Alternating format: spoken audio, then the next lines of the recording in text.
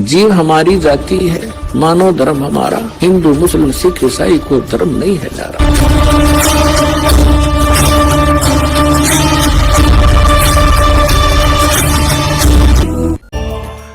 तो फिर क्या हुआ, धर्मदास जी ने अब ना तो वह भक्ति और करी, अपनी जो ले रहा था कागज पत्र सारे धर दिए तय करके।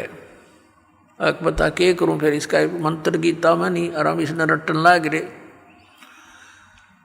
अब श्याम ने सो गया और रोवे अंदर अंदर कि भगवान अब कदे वो संत साधु फिर आ जावे, हे दाता मैं कति बहस नहीं करूं, विवाद नहीं करूंगा, अब क्या करूं, मैं तो ठगा सा रह गया, मेरा तो सब कुछ लुट गया। ये भक्ति तब करने की इच्छा कति नहीं बनती। सारी रात ऐसे ही करवट बदल बदल कर बखत से उठ लिया।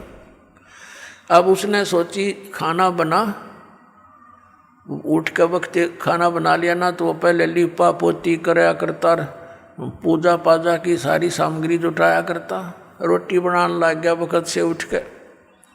अकीब क्या करूं बता, और तो कोई काम रहा नहीं। अब खाना बनाने के लिए जंगल से लकड़ी तोड़ कर ला रखी थी शाम को, सुबह वक्त से यानी सूर्य उदय होने से पहले लकड़ जला लिए। एक मोटी लकड़ी अन्य सहयोगी लकड़ी लगा कर चूल्हा जला दिया, आग अग्नि जला दी, प्रज्वलित कर दी, अपना खाना बनाया, सब्जी बनाई, फिर रोटी बनाई। धीरे धीरे वह लकड़ी जलती जलती चूल्हे के निकट आ गई, पिछला हिस्सा उसका। तब तक सूर्य उदय होने वाला हो गया, प्रकाश सा खूब अच्छा हो गया। अब उसकी नज़र कहाँ गई, उस मोटी लकड़ी के पिछले हिस्से पे एंड पर वह थोथी थी, अंदर से होलो थी और उसके अंदर चींटियाँ थी। चींटियाँ अपने अंडे ले लेकर बाहर निकल रही थी और उस लकड़ी के पिछले हिस्से पर कुछ गिल्ली होने के कारण, जलने के कारण एक तरल पदार्थ सा तेल की तरह उबल रहा था।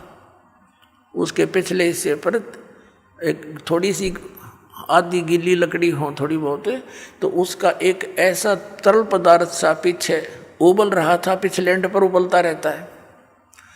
अब वो आगे तो अग्नि फूंक रही, बाहर निकलने की चेष्टा करें तो उसके ऊपर गिर गिर के वहाँ जल रही, चटक चटक हो रही है।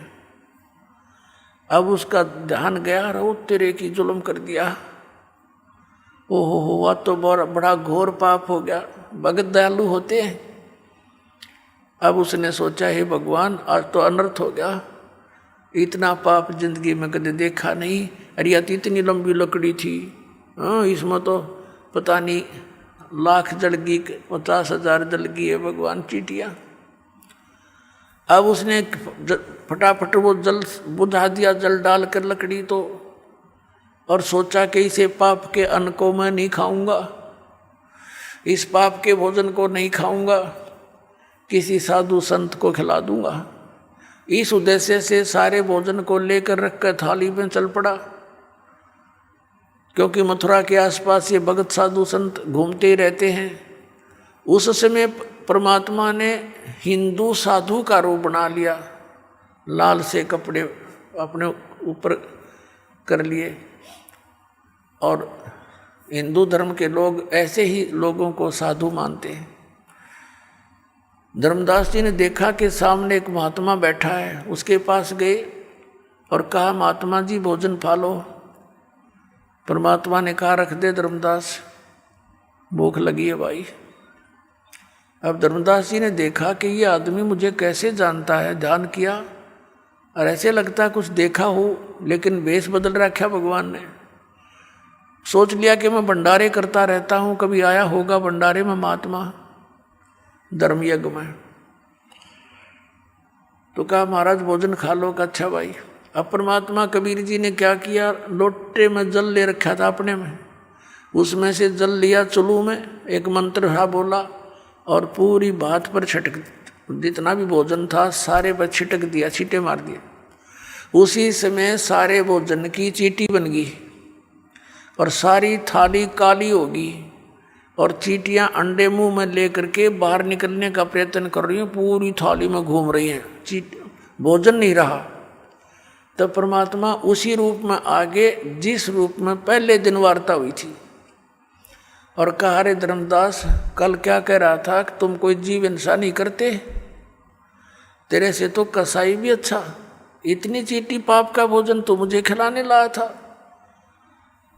चरण पकड़ लिए, पैरों में गिर गया, हाथ जोड़े, हे भगवान गलती होगी, हे परमात्मा माफ कर दो मुझे, मालिक मैं नीच गणा हूँ और पिछला यो गंदा रंग मेरा घना चढ़ रहा था, दाता मेरे से गलती बन गई, रो बुरी तरह, हे भगवान मुझे कुछ और ज्ञान बताओ, आपने तो इधर का छोड़ा ना इधर का, मैं तो सारी रात करवट बदल के काटी दाता। तब परमात्मा ने कहा, अब सुन ले ज्ञान सुनाऊं कि जो साधना तू कर रहा है बच्चा, ये तेरे को घोर नरक में डालने की है। कहाँ से चल कर आया है तू? बांधवगढ़ से आया हूँ महाराज। बांधवगढ़ मथुरा से कितनी दूर है? कि लगभग 800 किलोमीटर, 700 750 किलोमीटर। किस साधन से आए हो? कि पैदल चल के आया हूँ महाराज।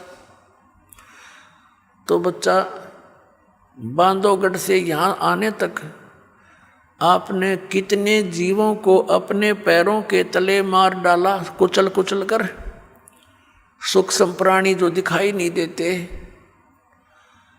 और कीड़े मकोड़े ये तो गिनती नहीं। पुण्य तेरे को एक नहीं, क्योंकि इस जोड़ में नहाते के फायदा।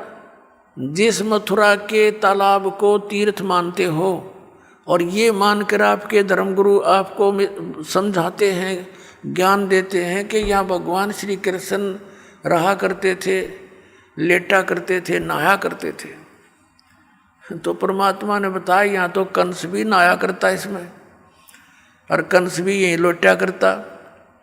और श्री कृष्ण जी तो इस मथुरा ने छोड़कर द्वारका बनाई थी, समुद्र के बीच में एक टापू सेलेक्ट करके, वहाँ रहा करते। वहाँ क्यों नहीं जाते तुम? वो दूर घना पड़ता होगा। और परमात्मा ने दया करी थी, वो द्वारका को जल में डबो दिया था कि गड़ धक्के खाना ना होंगे, कदे भ्रमित होकर यहाँ पहुँचे। और तुम वही साधना कर रहे हो जो शास्त्र विरुद्ध है। अब धर्मदास जी तीर्थ में नहाने का तो एक भी पुण्य को नहीं। फिर तीर्थ के विषय में बताया कि इसको तीर्थ आपने इसलिए मान लिया कि श्री कृष्ण जी यहाँ नहाया धोया करते, यहाँ रहा करते इस तालाब के आसपास। और अन्य तीर्थ सुन ले, और दूसरे धाम कैसे बने हैं, ये मंदिर कैसे बने हैं। जैसे अमरनाथ का मंदिर जहाँ तुम मोक्ष उद्देश्य से जाते हो बोली आत्माओं, वो अमरनाथ कैसे कहलाया कि भगवान शिव जी ने अपनी पत्नी पार्वती को उस स्थान पर मंत्र दिया था जिसको तुम अमर मंत्र बोलते हो। और वो हमारी फर्स्ट एड है, प्राइमरी क्लास की पढ़ाई है। ये प्रथम मंत्र जो आपको दिया जा रहा है, ये मंत्र 5 मंत्र बीच बीच के ये पार्वती को दिए थे। उसका तुमने पता भी कोई ना कौन सा हो। अमर मंत्र अमर मंत्र अमर मंत्र करते फिरते हो। और उस स्थान पर भगवान शिव ने पार्वती को नाम दिया था, जिस कारण से उसने सच्ची लगन करके जाप करके और जितना अमरत्व प्राप्त हुआ वो प्राप्त किया। वो कितना है? जब तक वो शिव जी भगवान की मृत्यु नहीं होगी, पार्वती उसके साथ रहेगी। उससे पहले वो 107 बार जन्म और मर ली थी। अब पुण्यात्माओं, वहाँ अब ना शिव जी कोई मंत्र दे दिया आपने और ना कोई और स्थान व्यवस्था, तो वो नाम अमर मंत्र पूरे गुरुत हैं। आपको जहाँ मिल जा धर्मदास, अगर आपको वो मंत्र कहीं पर भी मिल जाता तो उस प्राणी के लिए, आपके लिए वो स्थान अमर धाम है। वो अमर लोक अमर है, अमर धाम है वो। अमरनाथ का स्थान वो है उसके लिए। जैसे ही बाप जी को यहाँ बरवाला आश्रम में मिलता है मंत्रियों, तो आपके लिए तो ये है तीर्थ, ये बरवाला बड़ा वो तीर्थ है। लेकिन जैसे क्रोथा आश्रम में जिन्होंने मंत्र लिया था, तो उनके लिए वो क्रोथा है, वो अमरधाम। लेकिन उस अमरधाम के चाटे वो तो सरकार ने खोज लिया हमारे पे। कि वहाँ कोई माथा टेकन जा भोला भगत बता के क्या मिलेगा, दास तो बैठा है यहाँ पर, तो आपको इस दास के पास आना पड़ेगा। और उस क्रोधाश्रम में कख नहीं।